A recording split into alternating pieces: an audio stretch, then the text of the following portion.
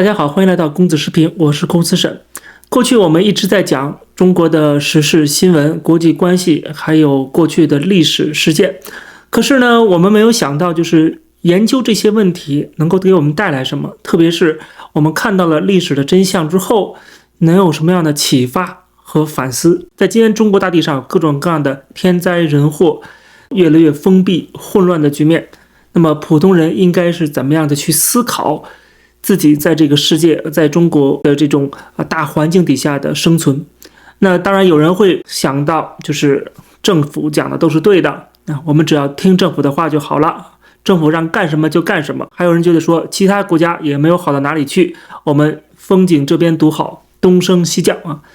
当然也有人看到了这种形势啊，决定说赶快全家润走，把资产、把子女全都送到国外去。所以不同的人面对同样的境况，他们会做出不一样的反应，而这会直接导致他们每个人的命运是有很大的不同。那这里边我们要注意的一点就是，有些行为是生死存亡的，有些行为呢，看似不会影响，甚至不会影响这一代，但是影响下一代。不管怎么样，做出选择这是最重要的。但选择如何做出，那就是看你自己的认知。一个人的认知才能真正的决定一个人的命运，而不是我们想象中的，或者是大家普遍认识的某些衡量标准。比方说，我看到有人就在这个知乎上讲到说，他说他舅舅插队落户那个年代成绩太差了，连留2级，躲过了插队落户，留在了上海娶妻生子，都是上海人，最近还动迁了。而读书好的那个舅舅，一个在贵阳，一个去了安徽，吃了很多苦。他说这妥妥的学习不努力成了人生赢家，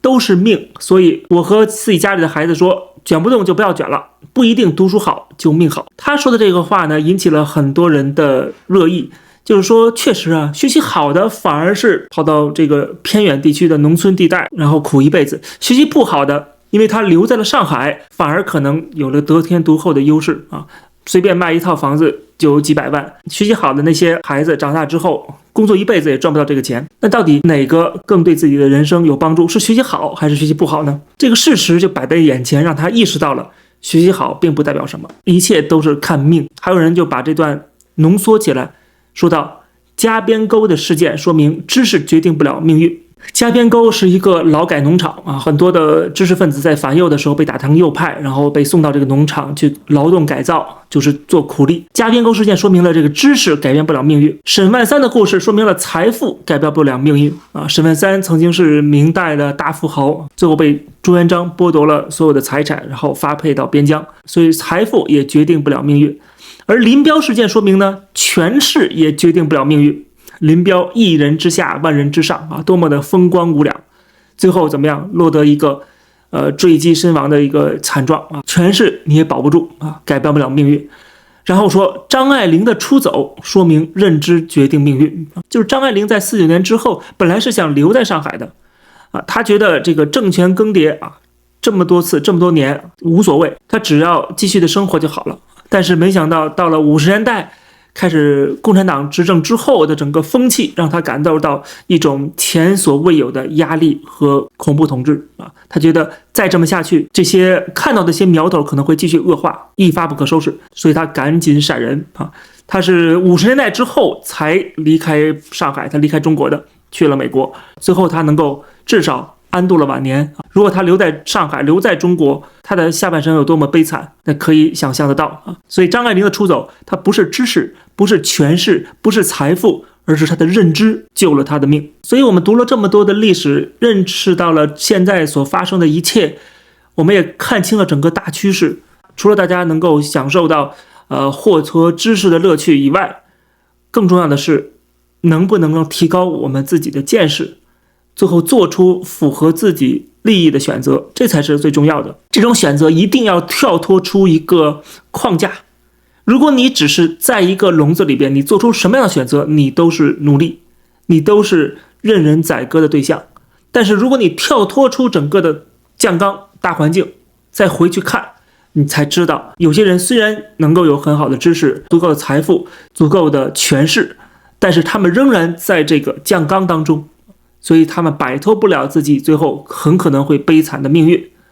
有人就讲了，最近这条消息就很好的一个典型的案例，就是我上期节目讲到的就是新京报的这个爆料，中储油这个国企竟然用装煤油的车去装粮油。有人就说了，你严格的控盐、控糖又控油，为了减肥，为了健康啊，你在花生油、菜籽油、亚麻籽油、橄榄油之间纠结该选哪个？为动物油脂和植物油脂调和油到底谁更健康而烦恼。你一心只想让自己和家人能够吃得健康，然而他们竟然用化工油罐混装食用油。就是你花了那么多精力去做出自己的一些微小的选择，但是你仍然被这个大时代所裹挟，你仍然改变不了这个宏观的客观状况。虽然你的主观是想要自己生活得更好更健康，对吧？但是你被这个乌云所笼罩，你仍然是逃脱不了，你再怎么蹦跶都蹦跶不出这个如来佛的手掌心。他这段话也引起了很多人的共鸣啊。有人就讲到说，你毕业后省吃俭用，每天带饭去单位，基本不喝奶茶，能地铁绝不打车，杜绝要花钱的无效社交，深谙各种省钱攻略，几年来使劲攒钱，加上父母支持的几十万，终于在城里买了套房，然后房子烂尾了。所以这就是让我们想到了我们所处的这个时代是一种系统性的风险，而这种风险由于它是系统性的，所以你不可能做出一些微小的改变就能够规避这种风险，所以你必须要跳脱出来，必须要高屋建瓴的看到整个全局的状况，你才能够知道哪里才是更安全的，或者相对来说更安全的。所以我们不能够每天就看这个新闻发生这些事情，而不去更深度的去思考这些事件背后给我们带来了什么样的信息，我们可以如何的去消化、去总结，把它变成你的人生经验的一部分，真正的提高自己的认知。我觉得这才是很重要的，就是才能够更实用，而不是学成了书呆子。讲到这个历史上的这些事情头头是道，但实际上呢，你最后还做出一些极为荒谬、愚蠢的选择，最后害了自己，害了自己全家。很多的中国历史学家都是这样的一个结果，学了历史学得很好，但是用在自己身上就不行了。他没有看到你自己也是这个历史的一部分。今天我回过头去看反右，看文革，对吧？甚至看1949年共产党跟国民党的这种这个两党的争斗，都是历史啊，对吧？但当下的一些人他看不出来那是历史。包括我们今天所在的新冷战，我们看到的整个中国跟西方的这种关系的恶化，中国内部的集权封闭和整个全民走向平庸愚昧，就这些也是一个大趋势。其实未来过20年30年之后，我们再回过头来看，这也是历史。而这个历史当下我们做出什么样的选择，直接决定了你的命运和你的未来的子孙的命运。所以我觉得不要困在自己的这个思维局限当中，一定要有一个超脱的意识，想办法能够把过去我们束缚自己思想的这种限制能够去除，想方设法从一些你从来没有接触过的角度去看问题。比方说有一个人就讲得很好，他说他02年刚出国的时候，一直跟老外提什么中华5000年文明4大文明古国、4大发明等等等等，直到有一天他看到了古希腊在公元前403年就开始了陪审团制度，随机抽签选10名公民作为陪审团，以确保无法被贿赂或操纵。为此还发明了抽签机。再想想我们这几千年还在判青天大老爷，然后他意识到这一点之后，再也不提了，再也不提什么中华5000年文明了就是实在没法比。如果我们去欧洲、去美国的一些博物馆里边去看古代的这些文物，你在跟同时代的中国的文物去对比的时候，你就会发现完全不是在一个级别。你在中国，你天天去故宫，你是看到这些精美的文物，觉得我们老祖宗好棒啊，但是你一定要跳脱出来，一定要国际视野到了其他的国家，到了欧洲，到了美国，看看那些古代的文物，几千年前的文物，埃及的木乃伊，你再想想中国那个时候还是不毛之地。不是说中国的东西不好、不古、不精美，而是说过去的那种自大其实是愚蠢、无知、见识少的表现。所以说一定要离开这个酱缸，不管你的肉身离开，还是精神离开，还是思想离开，总之一定要离开之后都能够有相互了解，才能够回过头来再看中国的历史，看中国的文化不是说一味的批判，而是说要了解这里边哪些是被误解了、被扭曲了、被人为的添油加醋了。我记得在几年前我做节目的时候讲到了，说对中国认知要有3重境界，对吧？就是看山是山，看水是水啊，然后看山不是山，看水不是水，然后到第3层就是看山还是山，看水还是水。其实用在这上面也合适。看山是山，看水是水，就是别人告诉你什么你就相信什么，完全被洗脑啊，成为了这套教育体系的产物。那么看山不是山，看水不是水，就是你开始有批判思维，你开始质疑了，开始有一种反叛的精神，这个是第2层境界。第3层境界呢，就是看山还是山，看水还是水，就是才意识到存在即合理，就是说每个国家每个文明都有自己的一个发展模式和进程，而每个地方是完全不一样的。所以说你希望中国这样的一个几千年来的专制体制能够跟西方继承于古希腊的文明而衍生出的现代西方文明去合二为一，或者说去全盘西化的话，那么需要走多长的路，需要对中国的这个改造可不只是制度上的改造，甚至是这个文化上的改造和人们思想上的改造，这是一个庞大的系统工程，可能要持续几十年上百年的时间。所以这个时候你才意识到中国有它优秀的地方，有西方可以学习的地方，但同时更多的是落后的、愚昧的，是需要被替代的。而这种替代不简简单单是换一个政党就这么简单。就像这2天民运领袖王丹他引述了网络上的一个说法，他说大多数奴隶的梦想都不是废除奴隶制，而是成为奴隶主。然后我又给他加工了一下，我说还有一些奴隶的梦想不是废除奴隶制，而是换一个奴隶主。你说他们想自己当奴隶主你可能高估他们的野心了，他们更多的可能是想换一个奴隶主，可能让自己更轻松一点而不是真正的改变这个奴隶制。当你有这样的一个认知了，那么我相信就真正达到了第3层境界，就不再是第1层相信共产党，第2层反对共产党，而是到达第3层，就是超越共产党。当然你想超越它，首先前提条件是必须要反对它，把它扫入历史的垃圾堆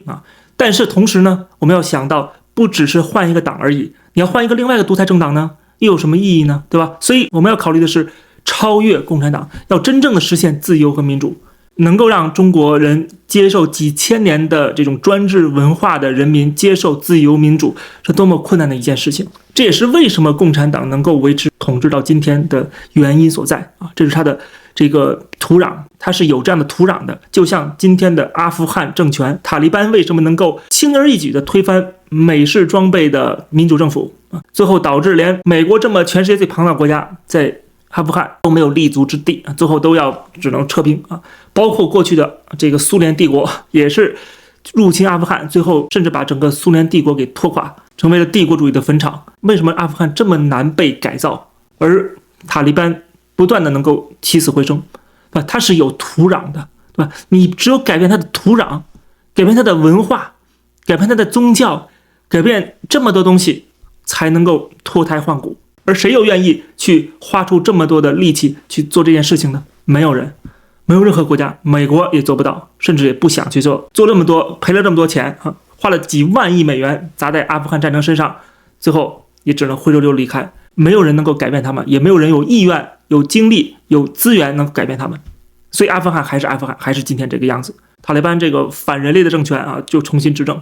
我们这时候有这样的了解，才明白就是改变一个国家多么困难。不是说我们不能去，但是我们要想到不能够急功近利，要有耐心。虽然共产党的倒台是中国人解放的第一步，但它只是第一步，远远不够。这样的话，我们才能达到第3层境界，才能有真正的有足够的认知。